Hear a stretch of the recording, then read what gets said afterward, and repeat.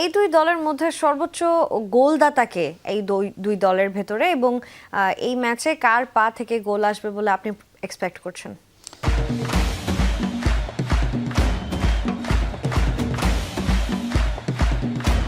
আসলে কে গোল করবে সেটা তো বলা মুশকিল। স্পেনের যদি আপনি গোলের ক্ষেত্রে ধরেন, সেক্ষেত্রে ওয়াইয়ারজাবালের সম্ভাবনায় থাকে, এবং আর্জেন্টিনা গোল করুক বা গোল করান, লিওনেল মেসিকে আপনার রাখতেই হবে।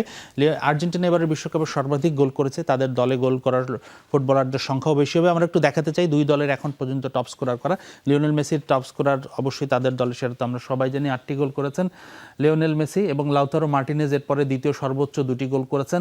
ম্যাকালিস্টার 1টি গোল করেছেন, হুলিয়ান আলভারেজও 1টি গোল করেছেন, এনজো ফার্নান্দেজ 2টি গোল করেছেন, এবং ক্রিশ্চিয়ান রোমেরো হেডার থেকে 1টি গোল করেছেন। তো এরাই মোটামুটি আর্জেন্টিনার টপ স্কোরার, এবং আমার কাছে মনে হয় আলভারেজ, এনজো এবং লাউতারো মার্টিনেজ এই তিনজনেরও গুরুত্বপূর্ণ ভূমিকা থাকবে মেসির পাশাপাশি গোলের যোগান দেওয়ার ক্ষেত্রে।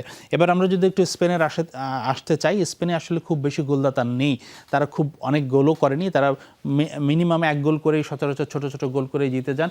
আমি যেমনটা বলছিলাম, 7 ম্যাচে 5 গোল করেছেন মিকেল ওয়াইয়ারজাবাল, এবং লামিন ইয়ামাল 1টি গোল করেছেন, পেদ্রো পোরো 2টি গোল করেছেন, এবং ফ্যাবিয়ান রুইজ 1টি গোল করেছেন। তো তারা আসলে ডিসিপ্লিনভাবেই খেলতে পছন্দ করে। আমার কাছে মনে হয় স্পেন যদি খুব বেশি হয়তো গোল করবে না, 1টি থেকে সর্বোচ্চ 2টি গোল করতে পারে। তো এরাই ছিল দুই দলের টপ স্কোরার।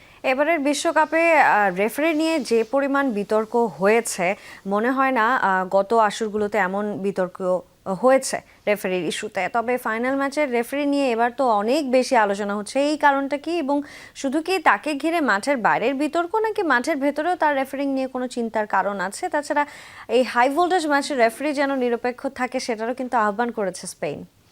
হ্যাঁ, আসলে রেফারিং নিয়ে তো বিতর্ক হয়েছে, এবং এটা সবারই একটা কনসার্নের জায়গা, এবং আমি জানি না কথাটা কাকতালীয় কিনা, না সত্য নাকি মিথ্যা। এবং আর্জেন্টিনার খেলা আসলে এই বিষয়টা নিয়ে আরও বেশি আলোচনা হয়। এই রেফারির মাঠের বাইরের ড্রাগ নিয়ে একটা আলোচনা আছে, তবে আমি যতদূর জানি সেখানে তিনি নির্দোষ প্রমাণিত হয়েছিলেন। অভিযোগ উঠেছিল কিন্তু প্রমাণিত হয়নি।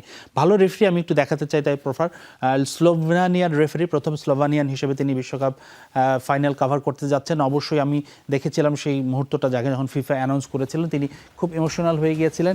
এই রেফারি কিন্তু খুব এক্সপিরিয়েন্স, তিনি ইউসিএল ইউরোপা লিগের ফাইনাল কভার করেছেন, তিনি যেহেতু ইউএফএ জোনের রেফারি, এবং ইউরোর সেমিফাইনাল করেছেন। তো অর্থাৎ তার এক্সপিরিয়েন্স নিয়ে কোনো ডাউট নেই। এই বিশ্বকাপে তিনি ব্রাজিল মরক্কোর যে প্রথম ম্যাচটি ছিল সেটিও করেছেন, এছাড়াও আরও 3টি ম্যাচ পরিচালনা করেছেন। এটা তার এবারের বিশ্বকাপের 4র্থ ম্যাচ হতে যাচ্ছে।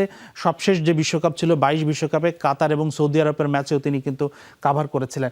এছাড়া এই রেফারি অ্যাডভান্টেজ প্লে দিতে পছন্দ করেন, এবং সেই সাথে কিন্তু তিনি শান্ত স্বভাবেরও, তিনি প্লেয়ারদের সাথে খুব বেশি বাকবিতণ্ডায় জড়ান না। তবে এই রেফারির একটা বৈশিষ্ট্য হচ্ছে তিনি বর্ণবাদের আচরণ কিন্তু মোটেও নিতে পারেন না। এবারের বিশ্বকাপে ইকুয়েডরের একজন ফুটবলারকে বর্ণবাদী আচরণের কারণে কিন্তু তিনি সরাসরি লাল কার্ড দিয়ে মাঠ ছাড়িয়ে দিয়েছিলেন। তো রেফারি সম্বন্ধে এটাই ছিল আমার কাছে সংক্ষিপ্ত একটা ব্রিফ আইডিয়া।